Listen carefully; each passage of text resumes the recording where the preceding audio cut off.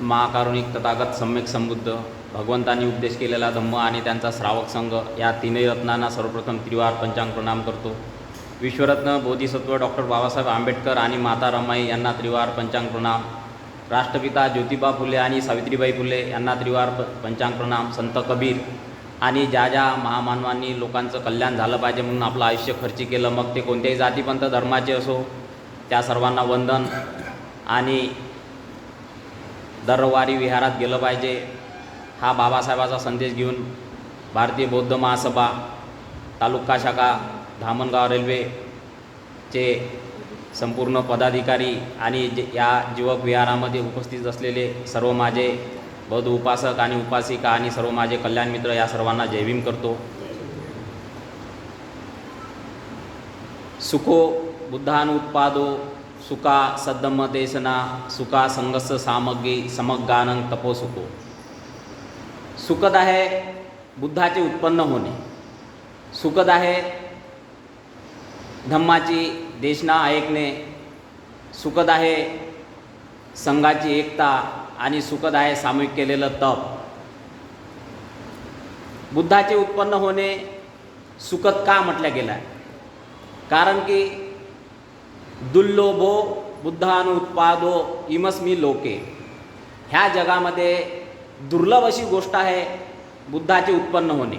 आणि जेव्हा बुद्ध ह्या जगामध्ये उत्पन्न होतात तेव्हा ते सर्व प्राण्यांच्या हितासाठी आणि सर्व लोकांच्या हितासाठी ते हितकारक असतात, सुखकारक असते. जेव्हा एक बोधिसत्व बुद्धत्व प्राप्त करतो, बुद्धत्व प्राप्त करतो म्हणजे काय, तर हा सगळा निसर्गाचा जो नियम आहे, हे निसर्गाचे नियम आली ते बोधिसत्व जाणतात आणि जेव्हा जाणून घेतात तेव्हा ते बुद्धत्व प्राप्त करतात. मग या निसर्गाचे नियम काय आहे? सिद्धार्थ बोधिसत्वांनी पिंपळ वृक्षाखाली बसून जे ज्ञानप्राप्ती केली, ते ज्ञानप्राप्ती त्यांना जे माहीत पडली, ते माहीत पडल्यानंतर त्यांना आपण बुद्धत्व प्राप्त केलं असं म्हणतो. आणि ते बुद्धत्व प्राप्त म्हणजे हा संपूर्ण जो नियम आहे निसर्गाचा, त्या निसर्गाचा नियम त्यांना माहीत पडतो, त्याला आपण धम्म म्हणतो. मग धम्म म्हणजे काय, तर धम्म हा एक स्वभाव आहे, निसर्गाचा स्वभाव. निसर्ग कसं काम करते, ते काय केल्याने काय होते हे ते जाणतात. हे जाणतात म्हणजे त्यांना जी ज्ञानप्राप्ती होते, मग ते ज्ञानप्राप्ती झाल्यानंतर ते काय म्हणतात की मला जे काही ज्ञानप्राप्ती झाली, ही जी मला ज्ञानप्राप्ती झाली, ही ज्ञानप्राप्ती मला माहीत पडली, याचा अर्थ अगोदर होती नाही असं नाही किंवा भविष्यात राहणार नाही असं नाही. जी ज्ञानप्राप्ती झाली, जे मला बुद्धत्व प्राप्त झालं, ती अगोदर ह्याचा निसर्गाचा नियम आहे, हा अगोदरही होता, आताही आहे आणि भविष्यातही राहील, याला खंड कधीही पडणार नाही. ही मला माहीत पडली, ती मी जाणून घेतली, त्यामुळे मला पय्या उत्पादी आलोक उत्पादी, मला प्रकाश पडला, मला ज्ञान प्राप्त झालं, मला प्रज्ञा प्राप्त झाली आणि हे समजून गेलं का हा निसर्गाचा नियम असा असा आहे. त्या नियमाला मी जरी बुद्धत्व प्राप्त केलं तरी त्या नियमाला मला थांबवता येत नाही, मी तो जगासमोर मांडत आहे. कारण की मनुष्याच्या जीवनामध्ये जे काही दुःख येते, जे काही दुःख उत्पन्न होते, ते दुःख कशामुळे उत्पन्न होते त्या कारणाला मी जाणलं. ये हेतुपभवा धम्मा, ये हेतुपभवा धम्मा, ते धम्मा काय म्हणतात, जे धम्म ज्या गोष्टी कारणामुळे उत्पन्न होतात ते कारण मी जाणलं, तेच तथागत आह, त्या कारणाला तथागत जाणतात. आणि त्याचा निरोध कसा करायचा ते मी जाणलं आणि मी त्याच्यावर काय केलं, त्या बोधीमध्ये मी पाहून घेतलं का ज्या गोष्टी कार्यामुळे घडतात, कार्य आणि कारणामुळे घडतात, त्या मी पाहून घेतल्या, त्या जाणून घेतल्या आणि त्याचा निरोध कसा करायचा, ते थांबवता कसं येते ते सुद्धा मी जाणलं. ज्या गोष्टी कारणामुळे उत्पन्न होतात त्या कारणाला तथागतांनी जाणलं आणि त्याचा निरोध, त्याला थांबवता कसं येते ते मी जाणलं. मग हा भगवंताचा जो नियम आहे, तथागतांनी जो निसर्गाचा नियम संपूर्ण जाणला आणि धम्माचा प्रचार आणि प्रसार केला, तो संपूर्ण त्रिपिटकामध्ये आहे. त्या त्रिपिटकामधून बाबासाहेबांनी बुद्धांनी त्यांचा धम्म आपल्यासाठी लिहिला. मग आपण जेव्हा हे जाणतो, जेव्हा हे पाहून घेतो, तेव्हा या धम्माला, ह्या स्वभावाला आपण कितपत जाणतो. आपण हे जाणत असताना काय या धम्माला आपण परिपूर्ण समजू शकतो? एक सर्वसाधारण व्यक्ती या धम्माला परिपूर्ण जाणतो? नाही जाणत. कारण की प्रत्येक व्यक्ती हा कुठल्या ना कुठल्या स्वभावाचा असतो. तो त्या धातूचा बनलेला असतो.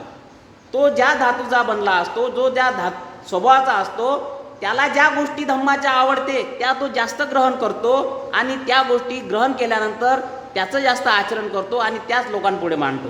मग बाकीचे जे लोक इतर जे काही सांगतात, जे काही धम्म सांगतात, त्या गोष्टीकडे त्याला ती आवड नसल्यामुळे तो ते ग्रहण करत नाही आणि तो सांगत नाही. याचा अर्थ तो धम्म नाही काय? निश्चितच तोही धम्म आहे. मग जेवढे काही आपल्या धम्मामध्ये आहे तेवढे मग मतांतरे निर्माण होतात. मग असा विचार आपण निर्माण करतो की तथागत हे अमुक अमुक दृष्टीचे होते, अमुक अमुक दृष्टीचे होते. मग माझा प्रश्न असा आहे की तथागत कोणत्या दृष्टीचे होते? भगवंत कोणत्या दृष्टीचे होते? आपण बौद्ध झालो, आपण धम्माचं आचरण करतो, धम्माचा प्रचार आणि प्रसार करतो, तेव्हा प्रत्येक त्या अनुयायाला असं वाटते का मी ह्या म्हणजे त्या विचाराचा आहे, धम्माच्या विचाराचा आहे, मी ह्या विचाराचा असला पाहिजे, मी ह्या विचार मांडला पाहिजे. मग तथागताचा धम्म आहे, त्या धम्माचा प्रचार आणि प्रसार करत असताना आपलं एक मत होऊन जाते. मग माझा प्रश्न आहे की आपण जे मत मांडतो किंवा आपलं जे एक मत आपण काय सिद्ध करतो, तर भगवंत काय म्हणतात त्याबद्दल? तथागत कोणत्या विचाराचे आहे? भगवान बुद्ध जेव्हा आपल्या भिक्षूंना सांगतात की भिक्षूंनो, तुम्हाला जर लोकांनी विचारलं की तथागत कोणत्या दृष्टीचे आहे, तर तुम्ही काय उत्तर द्या? तथागत कोणत्या दृष्टीचे आहे तर तुम्ही काय उत्तर द्या? तेव्हा तथागत म्हणतात, भिक्षूंनो, अशी कोणतीच दृष्टी राहिली नाही की भगवान बुद्ध ह्या दृष्टीचे आहे. अशी कोणतीच दृष्टी राहिली नाही. असं का म्हणतात? कारण की हा निसर्गाचा नियम म्हणजे एक परिपूर्ण असा तो नियम आहे आणि त्या नियमाला ते जाणून घेतल्यामुळे दुसरा काही निसर्गाचा नियम आहे काय का अमुक अमुक ह्या दृष्टीचे आहे भगवान म्हणून? नाही आहे. ह्या दृष्टी, हे मतांतरे कोण मांडले? निसर्गाने मांडले काय? नाही, हे लोकांनी मांडले. जसे तथागत म्हणतात की त्यावेळेस काय होते, 62 प्रकारच्या मत प्रणाली होत्या. आजही आहे. कोणी शाश्वतवादी दृष्टीचा आहे, कोणी अहेतुक दृष्टीचा आहे, कोणी निर्हेतुक दृष्टीचा आहे, कोणी उच्छेदवादी आहे, कोणी अनात्म मानणारा आहे, कोणी आत्मवादी दृष्टीचा आहे, कोणी काही पाप नाही, काही पुण्य नाही अशा दृष्टीचे आहे. मग वेगवेगळ्या दृष्टीचे हे जे लोक आहे, ते लोक मतांतरे आपापल्या पद्धतीनं त्याला जे समजलं किंवा त्याचा सानुभव जो झाला तो त्या दृष्टीने तो मांडतो. ही दृष्टी कोण निर्माण केली? लोकांनी निर्माण केली. पण निसर्ग काय म्हणते? निसर्गाचं नियमावली काय म्हणते? जो धम्म जाणला त्या धम्मामध्ये तथागत असे म्हणते का भगवंत कोणत्याच दृष्टीचे राहिले नाही, अशी कोणतीही दृष्टी नाही राहिली, सगळं त्यांनी पाहून घेतलेलं आहे. हे रूप आहे, ही वेदना आहे, याची उत्पन्न होणे आहे, याचे नष्ट होणे आहे, हे सगळं पाहून घेतलेलं आहे. त्यामुळे अशी कोणतीही दृष्टी नाही राहिली. आणि आपण या धम्मामध्ये जेव्हा येतो तेव्हा आपण आपला एक विचार करतो, एक मत करतो का आपण अमुक दृष्टीचे असलं पाहिजे. धम्म अथांग महासागर आहे बाबासाहेब म्हणतात. तेव्हा आपण धम्माला जेव्हा जाणून घेतो, धम्माला पाहून घेतो, तेव्हा आपण सर्वसाधारण माणसं हे सगळं जाणून घेत नाही. तेव्हा आपण जेव्हा एखाद्याचं प्रवचन ऐकतो, जेव्हा सुत्त ऐकतो, जेव्हा धम्मामध्ये येतो, तेव्हा जे ग्रहण करतो ते त्या मताचे आपण होऊन जातो. मग आपल्याला बाकीचा विविध धम्म ज्याला म्हटलं जाते ते आपण ग्रहण न केल्यामुळे आपण एका दृष्टीचे होतो. जसं आपण जर पाहून घेतलं की अत्ताही अत्तनो नातो, याचा अर्थ काय होते? तूच तुझा मालक आहे. अत्ताही अत्तनो नातो म्हणजे काय? तूच तुझा मालक आहे, तूच तुझा आधार आहे, तूच तुझा, म्हणजे त्याला आपण अत्तदीप भव, मोठ्या अक्षरात आपण घरी वगैरे लिहितो आपण अत्तदीप भव, म्हणजे स्वयंप्रकाशित हो, कोणाचा आधार घेऊ नको. बरोबर आहे. परंतु तथागत काय म्हणते? धम्माचा आधार घे. तू कोणाचा आधार घेऊ नको, परंतु काय म्हणते त्यामध्येच काय म्हणते? तू धम्माचा आधार घे, दुसऱ्या कोणाचाही आधार घेऊ नको, तू धम्माचा आधार घे. आता हे वाक्य मी तुम्हाला सांगितलं, अत्ताही अत्तनो नातो. आता दुसरं वाक्य तुम्हाला सांगतो, अत्ताही अत्तनो नथी. तू तुझाच नाही. आता ह्या वाक्याशी आणि ह्या वाक्याशी तथागताचे हे दोन विचार, ह्या वाक्याशी आणि ह्या वाक्याची एकाच व्यक्तीनं मांडलेले हे दोन वाक्य आहे, हे जुळते का एकमेकाशी? तूच तुझा मला काय, तू तुझा काहीच नाही, तूच तुझा नाही आहे. मग तथागताचा जेव्हा धम्म आपण आचरण करतो, जेव्हा पाहतो, जेव्हा अभ्यास करतो, तेव्हा आपल्याला माहीत असलं पाहिजे की तथागतांनी हे कोणत्या अर्थाने म्हटलं.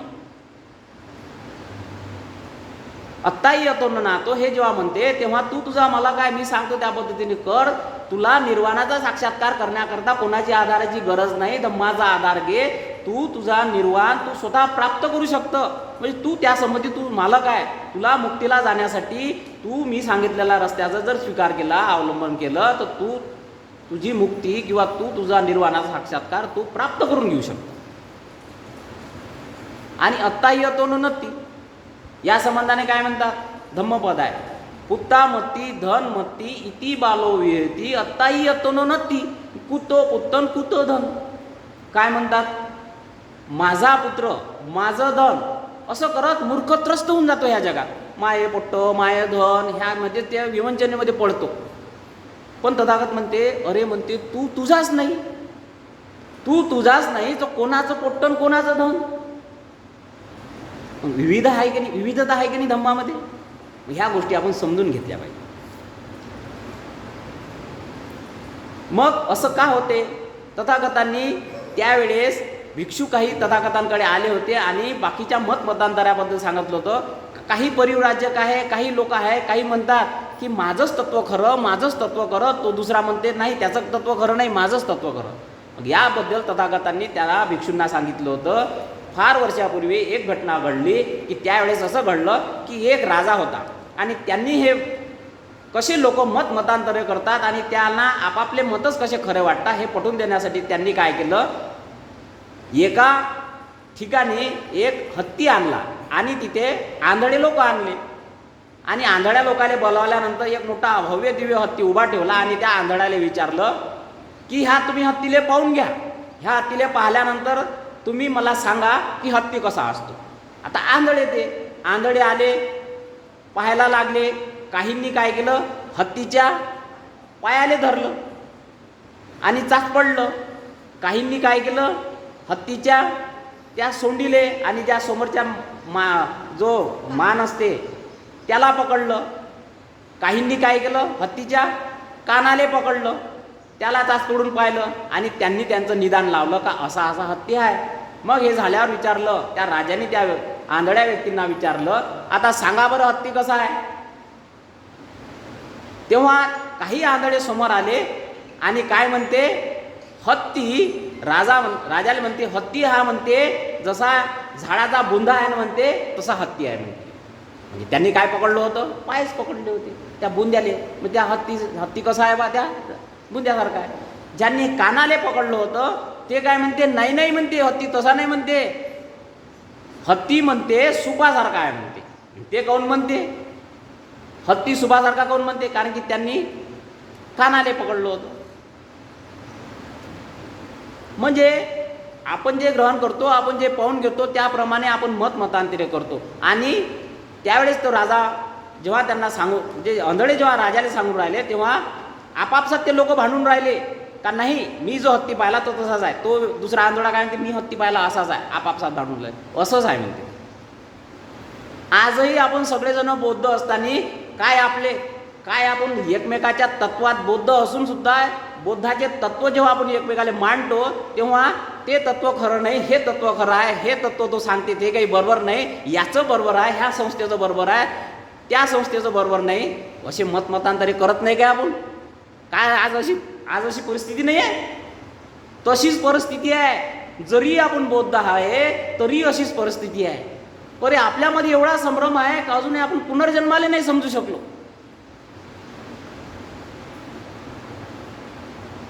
म्हणजे आपण जर त्या गोष्टीला समजून नाही घेऊ शकलो तर मग काय म्हणतो, ती गोष्ट तशी नाही, ही गोष्ट अशी आहे.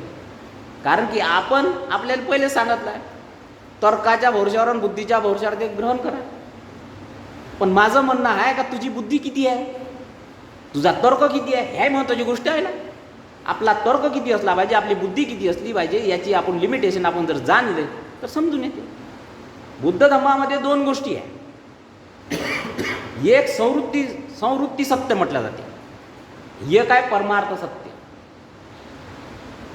संवृत्ती सत्य म्हणजे जे आपल्याला डोळ्यानं दिसते ते सत्य, ते सहज आपण समजून घेतो.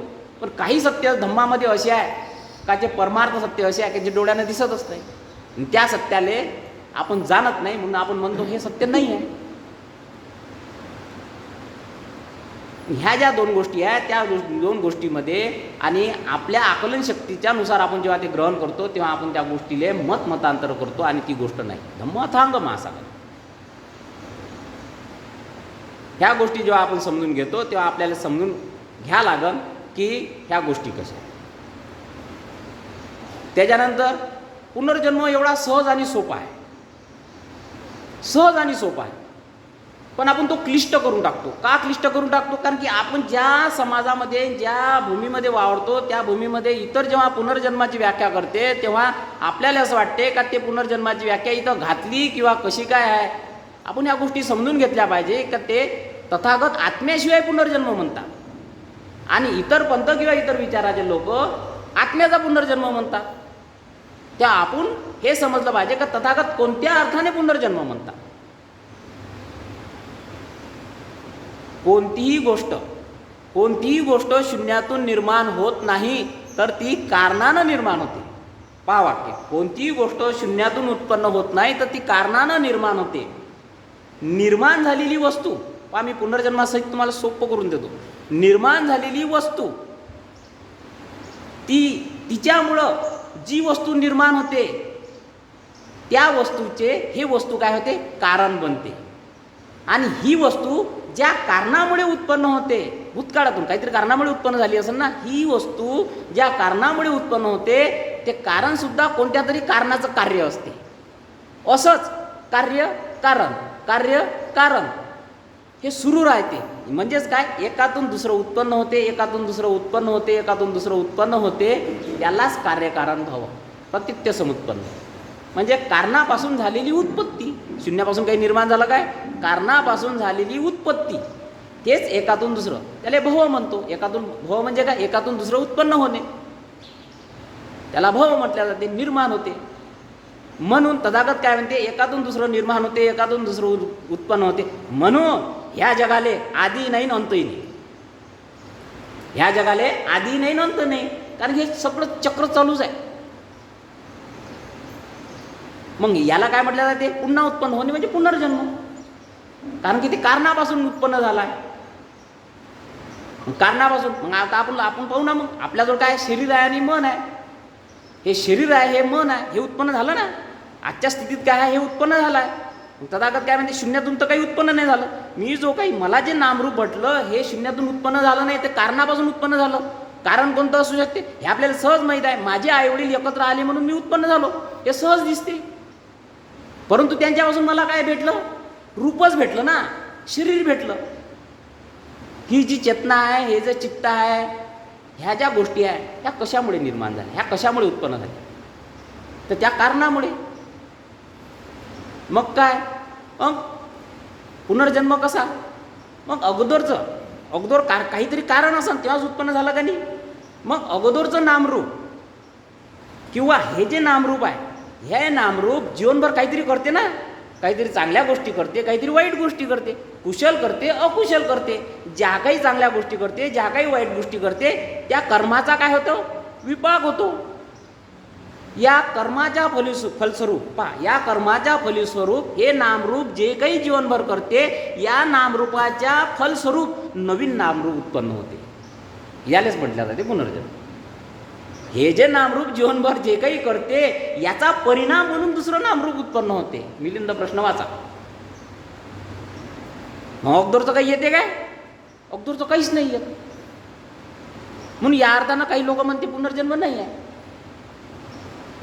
परंतु यानं केलं ना, यानं केलं म्हणून नवीन कुठंतरी उत्पन्न झालं. म्हणून हा याच्यापासून विमुक्त झाला काय, नाही झाला, कारण की याच्यामुळे उत्पन्न झाला. मग हा जो जीवनभर काही करतो याच्यामुळे पुन्हा नवीन नामरूप धारण होते. असंच चालू राहते. याले काही अंत आहे काय, याले अंत नाही आहे. जे कारणापासून उत्पन्न होते ते कारणाले जाणते. ह्या कारणाले कोण जाणते? भगवंत जाणते. ज्ञानप्राप्तीमध्ये कोण जाणते? ह्या कारणाले, ह्या नामरूपाच्या उत्पत्तीले, कारणापासून होणाऱ्या उत्पत्तीले भगवंत जाणतात. हे हेतू पवा धम्मा, तेच हेतू तथागत आह. या कारणाले भगवंत जाणतात. मग या कारणाले निरोध कसा करायचा? या नामरूपाले थांबवायचं कसं? पुन्हा जन्म न होऊ द्यासाठी थांबवायचं कसं? याचा निरोध, याले थांबवायचं कसं हे कोण जाणते? हे भगवंत जाणते. आणि त्यासाठी काय दिलं आहे आपल्याला? आर्य अष्टांगिक मार्ग दिला. की त्या मार्गाने जर गेले तर हे काय होते? सगळं निरुद्ध होते. याले जर आपण जाणलं तर सगळं काही या पंचस्कंदामध्ये नामरूपातच आहे. ह्या नामरूपामध्ये सगळं काही आहे. चित्तवृत्तीसह ह्या पुरुषभर लांबीच्या देहामध्ये सगळं जग समावलेलं आहे. म्हणजे कुठंच जायची गरज नाही. तथागत काय म्हणते? चित्तवृत्तीसह ह्या पुरुषभर देहामध्ये सगळं जग समावलेलं आहे. यातच उत्पन्न होणे, यातच नष्ट होणे, यातूनच मुक्तीचा मार्ग आहे म्हणते. यामध्येच आहे म्हणते. म्हणून पंचस्कंदाले सगळ्यात महत्त्वाचं जर जाणायचं असेल त्या पंचस्कंदाले जाणलं पाहिजे. समजणे फार आवश्यक आहे. त्या पंचस्कंदाले जेव्हा आपण समजून घेतो तर काय समजलं पाहिजे? हे रूप आहे. हे रूप कसं आहे? भगवंत म्हणतात हे रूप कसं आहे? हे आहे फेसासारखं. फेस कसा आहे? उत्पन्न होतो, नष्ट होतो, उत्पन्न होतो, नष्ट होतो. ही जी वेदना आहे, ही जी संवेदना आहे, ही संवेदना कशी आहे? पाण्याच्या बुडबुड्यासारखी आहे. पाण्याचा बुडबुडा कसा आहे? तर डोळ्याने दिसत नाही. रक्त बुडा आहे, बुडबुडा वरतं येते, नष्ट होते, बुडबुडा येते, नष्ट होते. अशासारखीच वेदना आहे. अशाले समजून घ्यावं लागते. संज्ञा कशी आहे? तर मृगजळासारखी आहे. आभास निर्माण करते संज्ञा. संस्कार कसे आहे? केळाचा सोटा पाहिला ना, किती काही साली काढा, किती काही साली काढा, किती काही साली काढा, तरी त्या साल संपते, सोटा संपते का तो?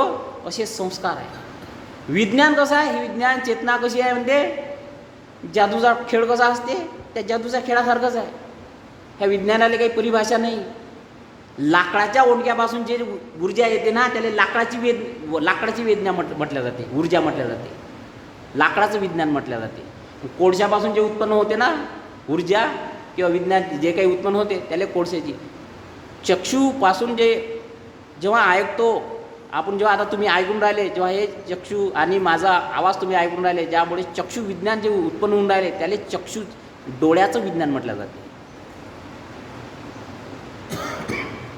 जेव्हा बोलतो तेव्हा बोलण्याचं विज्ञान उत्पन्न होते. या नामरूपाले अशा पद्धतीने आपण समजून घेतलं पाहिजे. मग हे नामरूप कोणाचं? काय तुमचं आहे का नामरूप? कोणाचं आहे? आपण तर खूप मी म्हणतो ना, मी माझं याच्यातच गुंतलो आहे आपण. मी आहे, माझं आहे, मी आहे, माझं आहे, याच्यातच गुंतलो आहे. मग भगवंत काय म्हणतात? हे शरीर ना तुमचं आहे ना कोणाचं, ना दुसऱ्या कोणाचंच आहे. कोणाचंच नाही. हे शरीर ना तुमचं ना दुसऱ्या कोणाचं नाही आहे. हे नामरूप पूर्वकर्माच्या फलस्वरूप हे नामरूप पूर्वकर्माच्या फलस्वरूप चेतना आणि वेदनेनं युक्त प्रत्ययाच्या कारणामुळे निर्माण झालेलं आहे. यामध्ये मी असं पाहण्याजोगतं काहीच नाही. मग एखादा व्यक्ती आपल्याला वेदना होते, संवेदना होते, अरे किती दुःखद वेदना होते, किती दुःखद वेदना होते, ज्या वेदना होते माझ्या वेदना किती असह्य होते, मी भोगतो. प्रश्न विचारला जाते, कोण भोगते? कोण भोगते त्या वेदना संवेदना? कोण भोगते? असा प्रश्न तथागतांना केला. ह्या ज्या वेदना आहे, दुःखद वेदना आहे, ह्या ज्या वेदना आहे, कोण भोगते? तथागत म्हणते हा प्रश्नच चुकीचा आहे. म्हणजे कारण की जिथं मीच नाही आहे तिथं कोण कसा निर्माण होईल? मी असता तर प्रश्न हा बरोबर आहे म्हणते. मी असता तर हा प्रश्न बरोबर आहे का कोण भोगतो? तर मग उत्तर दिला असता का हा व्यक्ती आहे वा हा भोगते. हा प्रश्नच चुकीचा आहे. कारण की मी नावाची वस्तूच नाही आहे. ज्याला आत्मभाव मी ह्या गोष्टी जेव्हा आपण पाहतो ना तेव्हा तो मी नावाची वस्तूच नाही आहे. आणि त्याला मी माझं घर, माझा आत्मा, मी माझं करू याला काय केलं आपण? त्याला आत्मवादी बनवून टाकलं. आपण स्वतःला आत्मवादी बनवून टाकलं. त्याच्यामध्ये रूढ झालो आहे आणि त्या रूढमधून आपण आत्मवादी दृष्टीचेच राहिलो. अजूनही त्याच्यामध्ये निघालो नाही. मी नावाचा प्रश्न हे प्रश्नच होईल. प्रश्न कसा होतो? की कशामुळे दुःखद वेदना निर्माण होते, तर ते प्रश्न बरोबर आहे म्हणते. स्पर्श झाल्यामुळे संवेदना होते. स्पर्श झाल्यामुळे संवेदना होते. काय केल्यामुळे संवेदना होते? स्पर्श झाल्यामुळे. हे उत्तर आहे. हा प्रश्न आहे म्हणते, हे त्याचं उत्तर आहे. कारण की कोणच नाही आहे. आपण विचारतो कोण. मग मी हे विविधता का म्हटलं आहे का आपण खरंच धम्माले जाणतो काय? हे जेव्हा तुमच्यासमोर मी मांडलं तेव्हा आपण किंवा मी ह्या गोष्टीचा विचार केला पाहिजे का खरं आपण धम्माले अजूनही जाणतो काय? फक्त आपण टीका करतो की तो जो धम्म सांगतो तो धम्म नाही, मी सांगतो धम्म, किंवा हा व्यक्ती किंवा हे संस्था सांगते ते धम्म आहे. टीकामध्येच गेला. आणि टीका करणारा व्यक्ती बुद्ध धम्माचा होऊ शकत नाही, कारण की त्याच्यामध्ये मैत्रीच नाही. जो व्यक्ती मैत्रीपूर्ण भावाने वागतो जीवनामध्ये तो व्यक्ती खरा अनुयायी होतो. कारण की टीका करणे हे बुद्ध धम्मात नाही. टीका करणे हा स्वभाव खूप बेकार आहे. आधीच्याही जन्मामध्ये तो टीकाच केलेला असते. जो टीका करतो ना, समजून जायचं यानं आयुष्यात त्यानं टीकाच केली, भविष्यातही तो टीकाच करतो. म्हणून एखाद्या व्यक्तीला जर टीका करत थांबवायचं असेल ना, त्याने यावेळी या जन्मामध्ये संकल्प केला पाहिजे की टीका नाही केली पाहिजे. टीका करणारा जे स्वभाव आहे की माणसाचे ते कित्येक जन्म सुटत नाही. आणि जेव्हा आपण धम्मामध्ये येतो ना, तेव्हा ह्या संकल्प केला पाहिजे. दान करताना, शिलाचं आचरण करताना, मैत्रीभाव करताना, जे अकुशल धम्म, अकुशल जे विचार माझ्या मनामध्ये आहे ते अकुशल विचार नष्ट करण्याचा संकल्प केला पाहिजे, जेणेकरून भविष्यामध्ये ते संकल्पाचा विपाक जेव्हा येतो तेव्हा त्या स्वभावाचे ते माणूस नष्ट करण्याचा प्रयत्न करतो. नाही तर कित्येक जन्म ते तसेच ते स्वभाव घेऊन जाते. कारण संस्कार तसे बनतात त्याला. कारण दुसरा तिसरा कोणी नाही, हे कोणी आणत नाही. त्याचे संस्कार तसे बनतात आणि तो त्याचा हेवा करणे, त्याचा द्वेष करणे यामध्येच गुरफटून राहतो आणि तो तशाच स्वभावाचा, तशाच धातूचा बनतो. आणि अशा धातूचे आपण खूप वेगवेगळ्या धातूचे कितीतरी प्रकारचे 390 प्रकारचे पुद्गल माणसाचे स्वभाव तथागतांनी सांगितले. त्या स्वभावाचे बनते आणि ते स्वभाव लवकर जात नाही. आणि त्यामुळे माणसामध्ये विविधता निर्माण होते आणि बौद्ध असूनही आपण अलग अलग विचाराचे धम्म अनुयायी होऊन जातो आणि त्या मताचे आपण ते प्रसार करतो आणि सांगतो. आणि तशा त्या संस्थेमध्ये, त्या गटामध्ये, त्या तटामध्ये जाऊन आपण भिडतो. आणि कारण की आपण आपला जो स्वभाव आहे ना, त्या स्वभावाचाच आपण मित्र पाहतो. चोरी करणारा माणूस चोरी करणाऱ्या माणसाचीच संगत करते. वाईट विचाराचा माणूस वाईट विचाराच्या माणसाचीच संगत करते. तसाच धम्माच्या अनुयायीमध्ये असताना तो ज्या स्वभावाचा असलो त्या धम्माच्या अनुयायीमध्येच सामील होतो. म्हणून आपण कोणत्या दृष्टीचे असू नये. आपण धम्माच्या दृष्टीचे असले पाहिजे, तथागताच्या दृष्टीचे असले पाहिजे, ते धम्माच्या निसर्गाच्या नियमाचे असले पाहिजे. कारण तथागत सरळ म्हणतात, सिंह सेनापती जेव्हा भगवंताकडे येतो तेव्हा भगवंताला म्हणतो, तुम्ही भगवंत उच्छेदवादी आहे की अक्रियवादी आहे सांगा बरं. तथागत म्हणते, मी कोणत्या विचाराचं नाही आहे, परंतु मी काही करू नका. काय म्हणते, मी काहीच करू नका. हिंसा करू नका, चोरी करू नका, मारामारी करू नका, व्यभिचार करू नका, व्यसन पाणी करू नका. यासाठी तू काय म्हणते असं समज. म्हणते मी अक्रियवादी आहे म्हणते. तू असं एवढं समज म्हणते, फक्त इथपर्यंतच समज म्हणते का मी अक्रियवादी आहे, एवढ्यापुरतच समज म्हणते. मी द्वेषाले उपडून टाक, लोभाले उपडून टाक, रागाले उपडून टाक, क्रोधाले उपडून टाक असं म्हणतो ना म्हणते. तर एवढ्यापुरता मला तू उच्छेदवादी समज म्हणते, एवढ्यापुरताच समजून घे म्हणते. सांगा बरं, तथागत किती सुंदर तऱ्हेने उत्तर देतात आणि समजून सांगतात. आणि आपण उच्छेदवादी आहे काय? सगळं काही नष्ट होते तसं पुन्हा उत्पन्न होऊन राहिलं ना. त्यामुळे तथागत उच्छेदवादी नाही आणि आत्मवादी नाही, कारण की ते त्याच्यामधून तेच जन्माला येते असंही नाही. या अर्थाने पुनर्जन्म. या गोष्टीला आपण जर समजून घेतलं तर धम्म आपण चांगल्या पद्धतीने समजून घेतो. बुद्धाने त्याच्या धम्मामध्ये साधा आपण जे सिद्धार्थ त्या नदीमध्ये पात्र फेकते आणि ते उलट प्रवाहाला जाते, याला सुद्धा आपण समजून घेऊ शकत नाही. अरे ते लिहिलं कोण? ज्यांनी आपल्याला मुक्तीचा मार्ग दाखवला त्या व्यक्तीनं लिहिलं. त्या व्यक्तीच्या शब्दावर, त्या लिखाणावर आपली श्रद्धा असली पाहिजे. अरे नाही समजलं ना आपल्याला, मी म्हणतो मला नाही समजत, पण लिहिलं कोण? मला ज्या व्यक्तीनं मुक्तीवर आणलं, ज्या व्यक्तीनं मला इथपर्यंत आलं त्या व्यक्तीनं लिहिलं. मला माहीत नाही, माझी श्रद्धा आहे, माझी श्रद्धा असली पाहिजे का त्या व्यक्तीने लिहिलं ना, ते बरोबरच असन, खोटं नसनच. मग धम्म काय ना, जा अभ्यास करून पाहून घेणं, पाहून गेलं ताट मागत. माझं म्हणणं हे आहे. पण नाही, आपण अभ्यास नाही करत, आपण आपल्या कृत्या काढतो. कारण की आपल्याला सांगितलं तर्काले समजलं पाहिजे, आपल्या बुद्धीला समजलं पाहिजे. आता बाबासाहेबांची बुद्धी कुठं लिहिलं ते तर, आणि आपली बुद्धी कुठं, तिथंही आपण तर्क लावतो का नाही लावत? खोटी गोष्ट आहे का सांगा बरं बाप्पा. तर ते कोणतं बल आहे, तो कोणता संकल्प आहे त्यावेळेचा, ते अधिष्ठान पारमिताचं बल आहे, ते सत्यक्रियेचं बल आहे. कारण की 4 असंख्य 1,00,000 कल्पापूर्वी दीपंकर नावाच्या सम्यक संबुद्धांनी त्यांना त्यावेळेस बोधिसत्वच म्हटलं होतं. आणि इथून येणाऱ्या 4 असंख्य 1,00,000 कल्पानंतर तू शुद्धोधन राजाच्या घरी जन्म घेशील, तुझी आई महामाया होतील आणि त्या जन्मामध्ये तू सम्यक संबुद्ध प्राप्त करशील. हे त्यावेळेस सांगितलं. हे काय होतं? सत्य होतं. हे सत्य होतं. आणि त्यांनी संकल्प केला होता, मला सम्यक संबुद्ध व्हायचं आहे. या निसर्गामध्ये जे काही सत्व आहे, जे काही प्राणी आहे, दुःखी आहे, यांना मला संसारातून मुक्त करायचे, यांना सुखाकडे घेऊन जायचं आहे. असा मला काय झाली पाहिजे? सर्वोच्च अशी प्रज्ञा प्राप्त झाली पाहिजे, मला विद्या प्राप्त झाली पाहिजे. आणि त्यासाठी त्यांनी 10 पारमिता पूर्ण केल्या. आणि तो पारमिताचे घडे भरून आता बोधिसत्वाचे सिद्धार्थ सम्यक संबुद्ध होणार होते. हे सत्य होतं आणि ते संकल्पाचा आधार आहे. त्या संकल्पाचा आधार आहे, ते सत्य होतं. त्या सत्यक्रिया त्यांनी केली आणि त्या सत्यक्रियाच्या त्या अधिष्ठान बलाच्या याने ते काय केलं? ते ताट प्रवाहाच्या उलट दिशेने गेलं. हे बल आपल्याला माहीत असले पाहिजे आणि आपल्याला माहीत नाही काय बल असते. पण आपण आपला तर्क लावतो, वितर्क लावतो. बरं असो, बरंच वेळ आपण ऐकून घेतलं, माझं समजून घेतलं आणि धम्माला आपण या पद्धतीने जर चांगल्या पद्धतीने समजून घेतलं तर ही धम्माची काय विविधता आहे. वेदनेला तथागत असे म्हणतात. मी 2 प्रकारे वेदना सांगितली, मी 3 प्रकारची वेदना सांगितली, मी 6 प्रकारची वेदना सांगितली, मी 18 प्रकारची वेदना सांगितली, मी 36 प्रकारची वेदना सांगितली, मी 108 प्रकारची वेदना सांगितली. आता एखाद्या माणसानं जर समजा 3च प्रकारची वेदना सांगितली आणि एखाद्यानं प्रवचनामध्ये सांगितलं का 2ही वेदना आहे बा, मी तर 3च प्रकारची वेदना ऐकली, 2 तर नाहीच आहे. मग केवढ्याची गोष्ट होय? मग आपल्याला धम्माला समजून नाही घ्यावं लागेल काय? मग तथागत काय म्हणते? मी धम्माला विविधतेच्या दृष्टिकोनातून समजून सांगितलं आहे. काय तथागतच काय म्हणते? मी धम्माला अलग अलग दृष्टिकोनातून समजून सांगितलं आहे. या चांगल्या समजून सांगितलेल्या धम्माला जर तुम्ही चांगल्या पद्धतीने समजून घेतलं नाही तर लोक